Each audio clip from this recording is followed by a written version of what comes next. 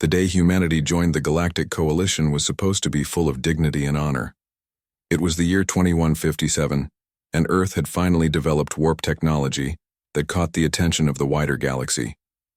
Greg Miller adjusted his formal diplomatic uniform as he stood with his team at the entrance of the massive Nexus station. As Earth's first ambassador to the stars, he felt the weight of 7 billion humans on his shoulders.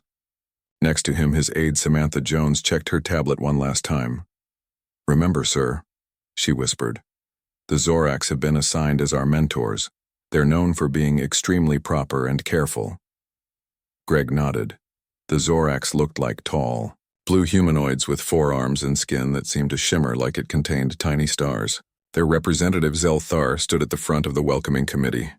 "Humans of Earth," Zelthar said in a voice that sounded like bells ringing. "We welcome you to the community of civilized worlds. May your integration be smooth and educational." The human delegation was led through massive hallways filled with beings of all shapes and sizes. Some floated, some crawled, and others moved in ways Greg couldn't even describe. The reception hall was enormous, with a ceiling that seemed to display the actual stars outside. "Please enjoy our hospitality," Zelthar said, gesturing with his upper set of arms toward tables filled with foods and drinks from across the galaxy. As Greg mingled with various alien representatives, he noticed a particularly large creature standing by one of the refreshment tables. The alien was at least 8 feet tall with red scaly skin and arms thicker than Greg's legs. "Who's that?" Greg asked a nearby attendant. "That is War Chief Grak of the Draxians. They are known for their physical strength and warrior culture," the attendant replied. Greg watched as Grak easily lifted a metal container that 2 other aliens had struggled with. Something stirred in Greg, that uniquely human mix of curiosity, competitiveness, and questionable decision-making. "I bet I could take him in an arm wrestling match," Greg said, more to himself than anyone else. Samantha almost choked on her drink. "Sir, please tell me you're joking. The Draxians have 3 times our muscle density." Greg smiled and handed his glass of sparkling blue liquid to Samantha. "Hold my beer," he said, though it wasn't actually beer. "Sir, this is not—" Samantha began, but Greg was already walking toward the Draxian. Zelthar noticed and hurried over. "Ambassador Miller, may I suggest caution when—" "War Chief Grak," Greg called out cheerfully. "I'm Greg Miller from Earth. I was wondering if you'd honor me with a test of strength, a friendly arm wrestling match." The room fell silent. The Draxian turned, his yellow eyes narrowing. "You challenge Grak?" The Draxian's voice rumbled like distant thunder. "Your species is new. I would not want to harm you." "Just a friendly match," Greg insisted. "On Earth, it's a way we bond with new friends." 15 minutes later, nearly the entire reception had gathered around a table. Greg sat across from Grak, their elbows planted on the metal surface. Zelthar looked distressed, all 4 hands fidgeting nervously. "Are all humans like this?" Zelthar asked Samantha. "You have no idea," she replied, watching with equal parts pride and horror. When the match began, Grak's arm didn't even budge when Greg pushed with all his might.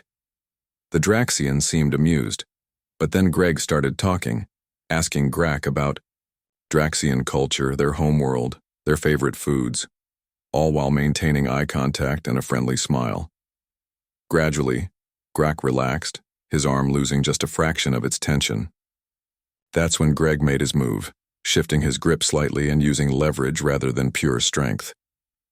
To everyone's shock, including Greg's, he managed to push the Draxian's arm down to the table. The room erupted in gasps. Grak stared at his arm like it had betrayed him. That night, Zelthar began the first entry in what would become an extensive document. Human Behavioral Study. The significance of the phrase, "hold my beer," and what follows. Little did he know, this was just the beginning. 6 months after humanity joined the Galactic Coalition, the human engineering team was finally allowed to help with station maintenance. Diane Martinez had been waiting for this opportunity since her arrival.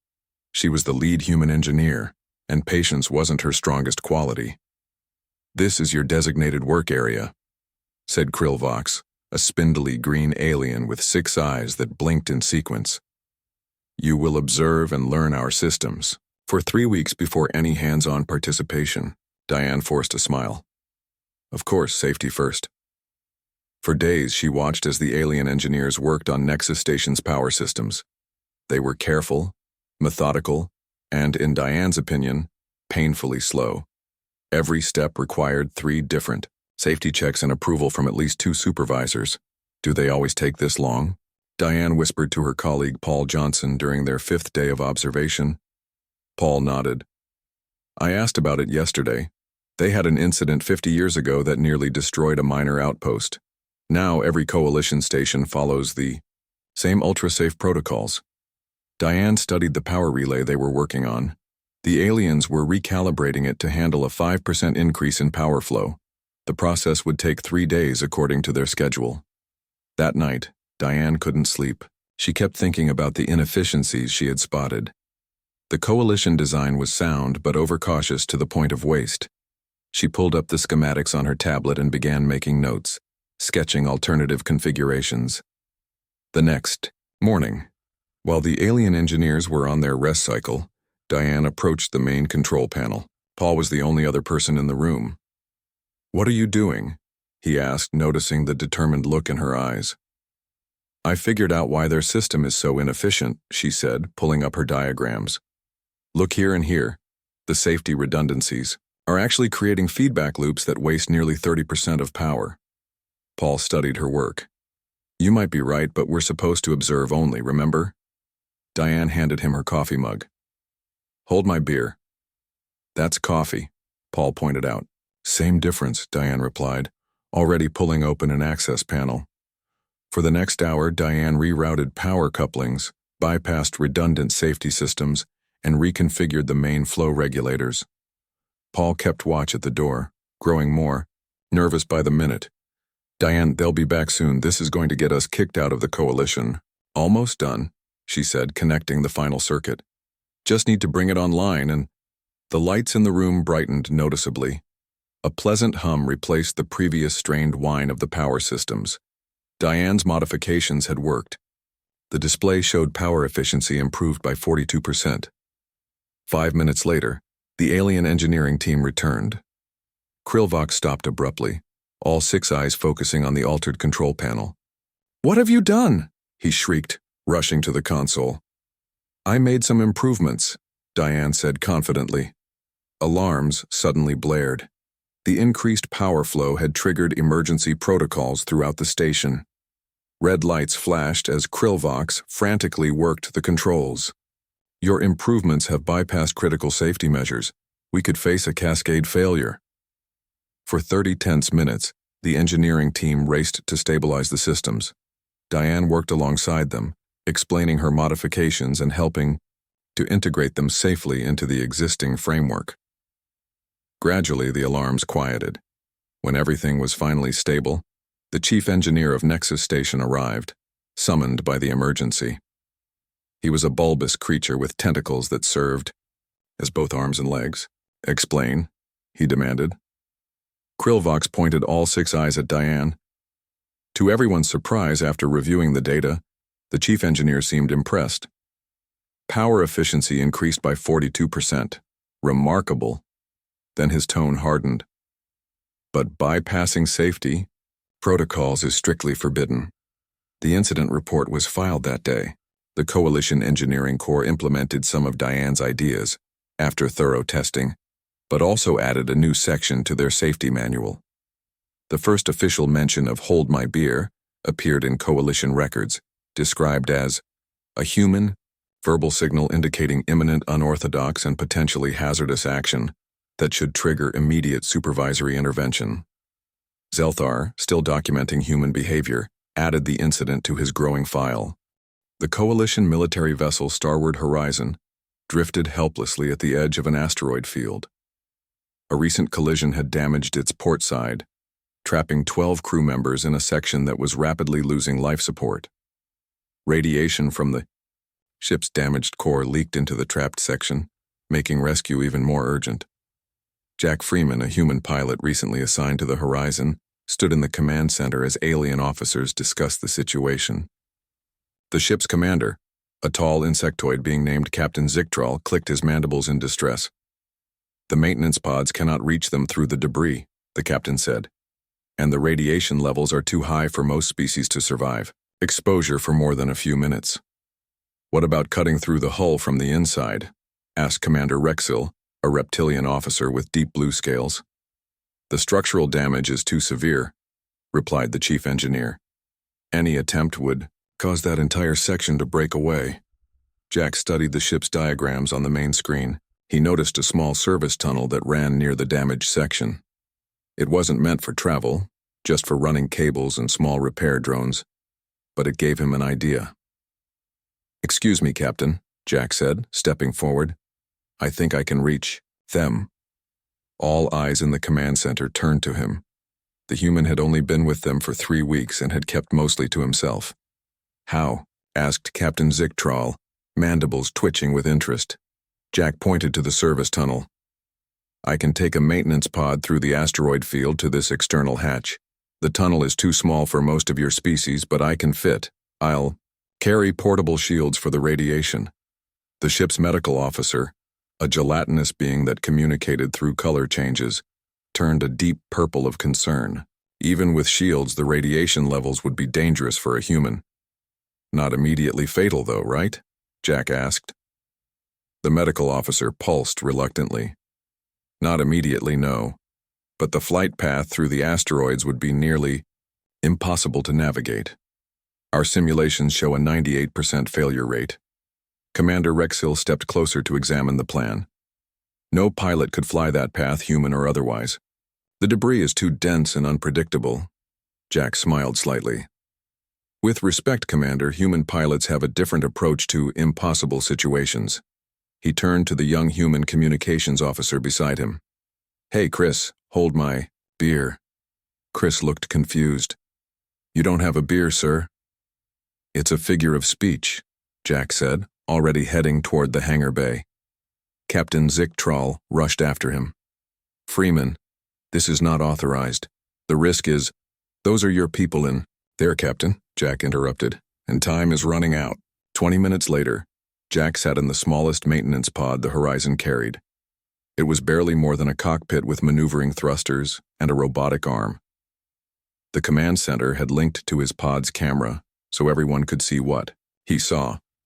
"Beginning approach," Jack announced as he guided the pod into the asteroid field. What followed astonished every alien watching. Jack flew in a way that defied standard flight protocols. Where their pilots would have made careful, calculated movements, Jack seemed to react instinctively. He spun the pod between tumbling rocks, used the gravity of larger asteroids to slingshot, passed obstacles, and even bounced off one small asteroid to avoid a collision with another. "Impossible," whispered Commander Rexil as Jack reached the external hatch. The next part was even more dangerous. Jack exited the pod wearing only a light environmental suit with portable radiation shields. He crawled through the service tunnel, dragging emergency supplies behind him. When he reached the trapped crew, they were already weak from radiation exposure. One by one, Jack helped them through the narrow tunnel to the waiting pod. It took 3 trips to rescue all 12 crew members. When the final group reached safety, Jack collapsed on the hangar bay floor. Medical staff rushed him to treatment for radiation exposure. He would recover, though not without some lasting effects. The Zorax began formal study of human risk assessment the very next day. Zelthar added a new chapter to his growing documentation: human heroism and the curious disregard for personal safety. Dr. Amy Clark stared at the swirling mass of energy on the laboratory's main screen. The space anomaly had first appeared 3 months ago near the outer reaches of Coalition space. It defied all known laws of physics, absorbing light and matter in unpredictable patterns. "Any progress?" asked Dr. Ziv, a tall avian alien with iridescent feathers who led the research team. "Not much," Amy admitted. "Every time we think we understand one aspect of it, the anomaly changes behavior." 6 scientists from different species had been working non-stop to understand the phenomenon. If the anomaly continued to grow, it could threaten nearby star systems. Despite their best efforts, they had reached an impasse. Amy tapped her stylus against her tablet. reviewing the data for the 100th time. Something wasn't adding up. The anomaly responded differently to various types of energy, but there was no clear pattern. "We need to expose it to a stronger stimulus," she said suddenly. Dr. Ziv's feathers flattened in alarm. "We've already established safety parameters. Anything stronger could destabilize the anomaly and potentially accelerate its growth." The other scientists nodded in agreement. Coalition research protocols were clear. Safety first, even if it meant slower progress. Amy walked to the observation window and looked at the sealed chamber where they kept a tiny fragment of the anomaly for study. The fragment floated in a containment field, pulsing with an eerie purple glow. "What if we're being too cautious?" she asked. "We've been using the same approach for weeks with minimal results." Dr. Trellix, a gelatinous scientist with multiple brain lobes visible through his transparent body, moved closer. "What are you suggesting, Dr. Clark?" Amy turned to her lab partner, Ben Hayes. "I think we need to hit it with everything we've got. All spectrums, maximum intensity." Ben's eyes widened. "The containment field might not hold, and if it doesn't, it could spread throughout the station," Dr. Ziv finished, feathers now fully flat against his head. Amy handed her tablet to Ben. "Hold my beer." Before anyone could stop her, she hurried to the control station and began adjusting settings. Alarms immediately blared as she bypassed safety protocols. "Dr. Clark, stop this at once," Dr. Ziv squawked, rushing toward her. "Just give me 2 minutes," Amy said, fingers flying over the controls. "If I'm wrong, we can abort." The other scientists watched in horror as Amy directed every type of energy the lab could generate at the anomaly fragment. Radiation levels in the chamber spiked. The containment field flickered dangerously. 30 seconds to field collapse, the automated system announced. The fragment began to pulse faster, growing slightly larger. Dr. Ziv was about to override Amy's commands when something unexpected happened. The anomaly's color shifted from purple to blue, then green, then yellow. It cycled through the spectrum before suddenly contracting to half its previous size. "What's happening?" asked Dr. Trellix, all 3 of his brain lobes pulsing with excitement. Amy grinned. "It's responding to the overlapping energy patterns. Look at these readings." The data flooding their screens was unlike anything they had seen before. The anomaly wasn't just absorbing the energy, it was processing it in a way that suggested intelligence. When Amy finally powered down the equipment, the fragment had stabilized at its new smaller size. More importantly, they had recorded its complete response pattern. "It's like a language," Amy explained to the astonished research team. "The anomaly communicates through energy fluctuations. We were speaking too softly for it to hear us clearly."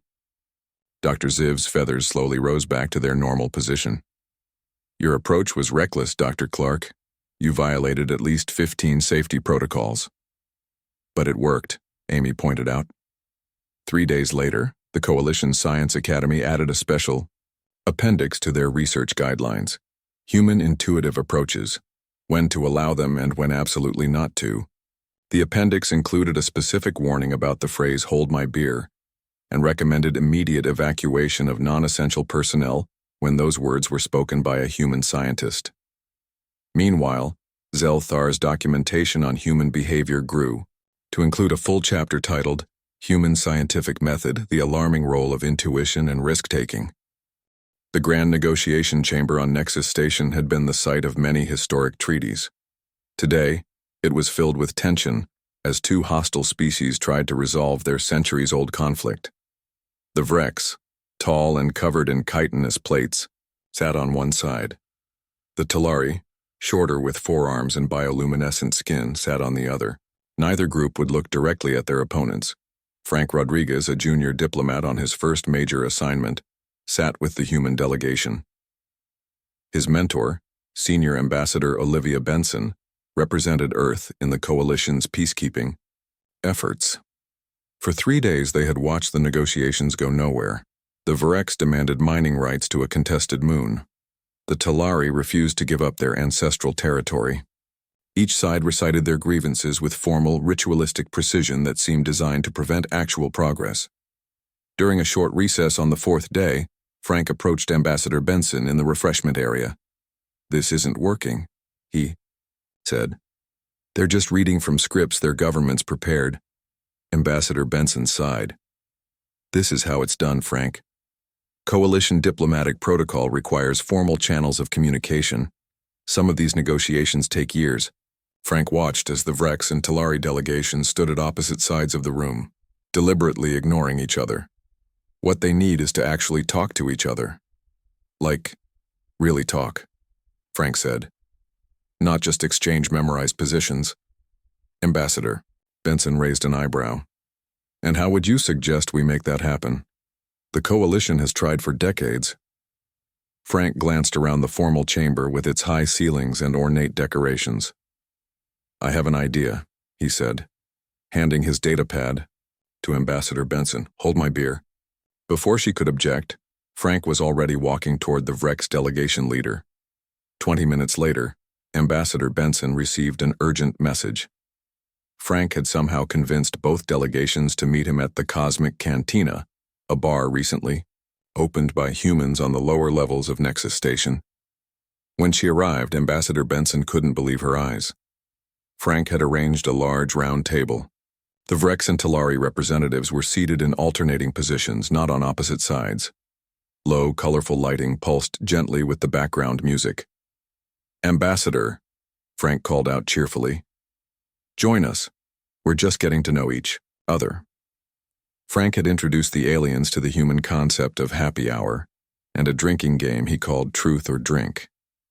Each representative had to either answer a personal question truthfully or take a drink of their species-appropriate alcohol. "This is highly irregular," Ambassador Benson whispered to Frank when she got him alone for a moment. "Maybe," Frank admitted, "but they're actually talking. Did you know the Vrex chief negotiator has 4 children? Or that the Talari minister lost a brother in the last border skirmish? They're starting to see each other as people, not just enemies." As the night went on, the atmosphere changed. The Vrex commander spoke of the economic hardships his people faced without access to the moon's minerals. The Talari minister explained how the moon featured in their most sacred religious texts. Frank kept the drinks coming, but also kept the conversation real. No diplomatic jargon allowed, no formal statements. Just straight talk. By midnight, something remarkable had happened. The Vrex commander suggested a joint mining operation that would respect Talari religious sites. The Talari minister proposed, sharing the profits with both worlds. The next morning, despite massive hangovers, both delegations signed a preliminary agreement. It wasn't a perfect solution, but it was the first real progress in 90 years. When the Coalition Diplomatic Corps reviewed the incident, they added a new section to their training manual titled Human Negotiation Techniques, Risks and Benefits. It included several warnings about alcohol consumption, informal settings, and the dangers of what they termed excessive honesty. Selthar, now promoted to chief xenoanthropologist for his work on human behavior, added detailed notes about the strange human ability to use social chemistry to solve diplomatic problems where formal processes had failed. The Coalition military exercise United Defense took place in the Centauri system, far from civilian populations. 20 ships from different species participated in the war games designed to improve cooperation between the diverse fleets. Captain Lisa Ward commanded the USS Intrepid, one of 3 human vessels taking part. For 5 days straight, the human ships had been outperformed in every simulation. The Intrepid's crew was growing frustrated.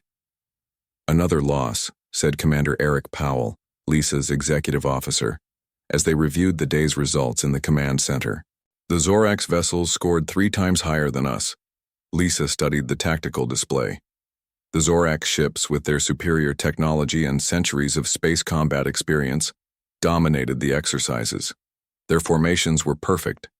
Their tactics were textbook. "Too perfect," Lisa muttered. "Too predictable." Lieutenant Maria Diaz, the tactical officer, nodded in agreement. "They follow the same patterns every time. Effective, but repetitive." Lisa had an idea forming. Tomorrow was the final exercise, a simulated defense of a civilian station against An attacking force. The Intrepid was assigned to the defending team, alongside ships from the Zorax, Draxian, and Talari fleets. "Listen up," Lisa said to her senior officers. "I'm tired of coming in last. Tomorrow we're going to try something different." "Different how?" asked Commander Powell. Lisa smiled. "Tell the crew to get some rest. We have planning to do." She handed her command tablet to Commander Powell. "And Eric, hold my beer." The next morning, the Coalition admiral in charge of the exercises frowned as he observed the defending fleet. The Intrepid was not in its assigned position.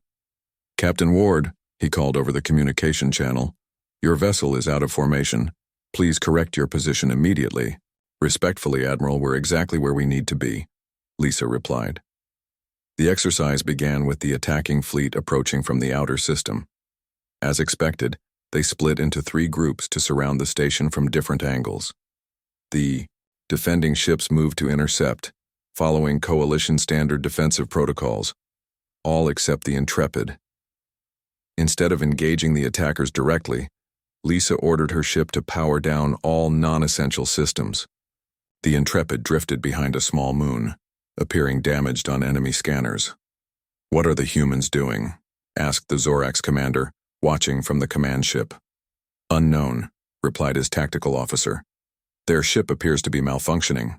The attacking fleet pressed their advantage, pushing the defenders back. The station's simulated shields were failing. Victory seemed certain for the attackers. That's when Lisa made her move. The Intrepid suddenly powered up to full capacity and accelerated from behind the moon at dangerous speed. Instead of targeting the attacking ships, however, Lisa aimed directly for their command vessel. "They're on a collision course," shouted the attacking commander. At the last possible moment, the Intrepid veered away, but not before launching its full complement of simulated torpedoes at point-blank range. The command ship's defenses had no time to react. In the confusion, Lisa transmitted tactical data to her allies, highlighting weaknesses in the attackers' formation. The defending fleet rallied and, following the Intrepid's lead, began targeting command ships rather than following the expected protocol of engaging the nearest threats. Within minutes, the exercise was over. The defenders had won for the first time all week. In the debriefing session, opinions were divided. The Zorax commanders criticized the Intrepid's tactics as reckless and unpredictable. The Draxians, however, showed grudging respect. "Your maneuver was unorthodox," the Coalition admiral said to Lisa. "Playing dead, then targeting command ships instead of forward elements contradicts established doctrine." "With respect, Admiral," Lisa replied, "established doctrine is exactly what our enemies will expect." The admiral couldn't argue with the results. The defenders had won decisively. Coalition military strategists began studying human battle tactics that same day. Their preliminary report described human approaches as tactical insanity with method. Xelthar, who had been observing the exercises for his ongoing research, added a significant note to his documentation.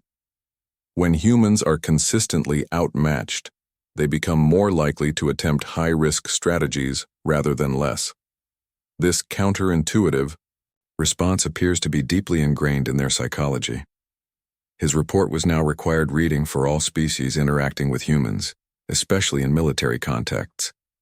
The first Galactic Cultural Festival was the Coalition's attempt to promote understanding between member species. Each world would showcase their art, music, cuisine, and traditions in a week-long celebration on Nexus Station. Kyle Bennett led the human delegation. As Earth's cultural attaché, he had spent months selecting the perfect representation of human creativity and diversity. His team had brought music from dozens of genres, art from various periods, and food from all continents, en dehors. The opening day, Kyle walked through the grand exhibition hall, observing other species' displays. The Zorax had created intricate crystal sculptures that sang when light passed through them. The Draxians performed precise battle dances that had been unchanged for 10,000 years.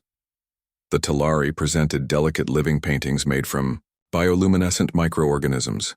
Everything was beautiful, dignified, and utterly formal. "Is something wrong, Mr. Bennett?" asked Xelthar, who was now serving as the festival coordinator. Kyle sighed. It's all very impressive, but where's the joy? Everyone's walking around like they're in a museum, afraid to touch anything or make noise. Zelthar tilted his head, all four arms clasped behind his back. This is how cultural exchanges have always been conducted, with proper decorum and respect. Kyle watched as aliens moved silently between exhibits, nodding politely, but rarely interacting with each other. This wasn't what human festivals were like at all. That evening, the delegation, leaders gathered for the ceremonial dinner. Each species presented traditional foods and explained their cultural significance. The Vrex served meat that had been aged for exactly 50 years. The Tekkan offered fruits that only grew during their planet's rare triple moonrise. When it was Earth's turn, Kyle was supposed to present a carefully selected wine and explain its historical importance. Instead, he stood up with a different bottle in hand. "What is that?" whispered Mia Chen, his assistant. "That's not the vintage we agreed on." Kyle handed her the datapad with his prepared speech. "Hold my beer," he said with a wink. "That's tequila, not beer," Mia corrected him. "Same difference," Kyle replied, then addressed the gathered dignitaries. "Honored representatives, I was going to give a long speech about human winemaking traditions, but that's not what Earth's culture is really about." He held up the bottle. "This is tequila. On Earth, we use it for something called shots. It's part of how humans break down barriers and form true connections." The alien representatives looked confused as Kyle placed small glasses in front of each of them. "On my world, sharing strong drinks is how friendships begin," he explained. "And friendships are how true cultural understanding happens." What followed shocked the coalition officials, but delighted many of the younger alien representatives. Kyle introduced the concept of toasts, teaching everyone to clink glasses and shout "Salud" before drinking. Soon after, he convinced the Tekkan to demonstrate their ritual dances, but with human music playing instead of their traditional chants. The deep bass beats of Earth hip-hop somehow complemented the Tekkan's floating movements perfectly. By midnight, Kyle had transformed the dignified gathering into something resembling Mardi Gras. Zorax and Draxians competed in improvised dance contests. Talari taught humans their bioluminescent body painting techniques. Vrex warriors arm wrestled with anyone brave enough to challenge them. The next morning, coalition officials found minor property damage throughout the exhibition hall. 3 priceless artifacts had been accidentally broken. The cleaning staff discovered 7 different species sleeping together in a pile of cushions in the central plaza. But something unexpected had also happened. Treaty negotiations that had been stalled for years suddenly progressed. Trade agreements were signed over breakfast. Species that had barely communicated were now making plans to visit each other's homeworlds. The coalition cultural experts quickly published emergency guidelines on appropriate levels of human festivity and assigned chaperones to all future human-organized events. Multiple species began using the phrase, "hold my beer," in their own languages. The Draxians particularly embraced it, adding it to their pre-battle rituals with great enthusiasm. Zelthar's documentation now included a warning that translated to, "When a human refers to holding their beverage, expect normal social parameters to be significantly altered within approximately 10 minutes. 10 years had passed since humanity joined the Galactic Coalition. What had begun with uncertainty and diplomatic fumbles had evolved into one of the most productive partnerships in Coalition history. The Grand Chamber of the Coalition High Council was filled to capacity. Representatives from over 200 species had gathered to commemorate Earth's 10-year anniversary as a member world. The chamber's walls displayed images of joint human-alien achievements, new medical treatments, technological breakthroughs, artistic collaborations, and successful peace treaties. Ambassador Greg Miller, now a senior diplomat with Gray at his temples, stood at the podium. He could hardly believe that a decade had passed since his disastrous, yet somehow effective, arm-wrestling match with a Draxian war chief. "Distinguished representatives," Greg began. 10 years ago, I stood before this council as the first human ambassador. I was nervous, overwhelmed, and if I'm being honest, I had no idea what I was doing." Gentle laughter rippled through the audience. Several Draxians thumped their chests in what had become their traditional greeting to humans. In the years since, we've learned much from you, Greg continued. Your technologies, your wisdom, your ancient cultures have enriched Earth beyond measure. But I'm told, he smiled, that perhaps we humans have contributed something to the coalition as well. From the audience, Zelthar nodded.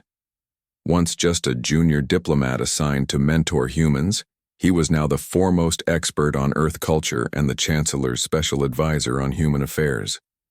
Beside him sat a copy of his most famous work, The Comprehensive Guide to Human Interactions, which had become required reading for any species working closely with Earth.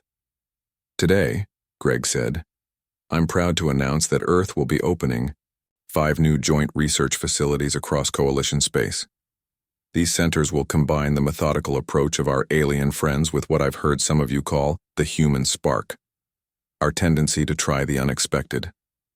The Coalition High Chancellor, a majestic being with crystalline skin that reflected light in mesmerizing patterns, rose from her seat. She approached the podium to stand beside Greg. Ambassador Miller, she said, her voice resonating through the chamber. Humanity's addition to our coalition has been challenging. Her pause caused nervous laughter. In 10 years, humans have violated more safety protocols, broken more equipment, and caused more diplomatic incidents than any 3 species combined. Greg winced slightly but maintained his smile. The Chancellor continued, and yet in that same time, humanity has helped solve conflicts that plagued us for centuries, discovered scientific principles we overlooked, and brought a certain vibrancy to our community that we didn't know we were missing. She turned to address the entire assembly. Today, the Council formally recognizes Earth's unique approach to problem-solving as a valuable asset to our shared future. She lifted a crystal tablet. On its surface glowed the cover of a new official publication, the Coalition Safety Manual, Special Human Edition. The subtitle read, Hold My Beer Incidents, Recognition, Response, and Recovery. A wave of amused murmurs spread through the chamber. The phrase had become well known throughout Coalition space. As the ceremony concluded, the Chancellor turned to Greg with an unexpected twinkle in her crystalline eyes. She leaned closer and whispered, Ambassador Miller, I have been practicing a human custom. Please tell me if I do this correctly. She handed her ceremonial staff to her assistant. Hold my beer, she said carefully, pronouncing each word with precision. The chamber fell silent in shock. Then the Chancellor announced a bold new initiative, open borders between all coalition worlds, something that had been considered impossible for generations. Later that evening, as the celebration continued, Zelthar found a quiet moment with Greg. After 10 years of study, I must confess something, Zelthar said, all 4 hands gesturing animatedly. Humans still terrify me, Greg laughed. Is that so? Yes, Zelthar replied, but I've also concluded that the galaxy would be much duller without you. He raised his glass in the human style. To the next 10 years of Hold My Beer incidents, may we all survive them. Greg clinked his glass against Zelthar's. I'll drink to that.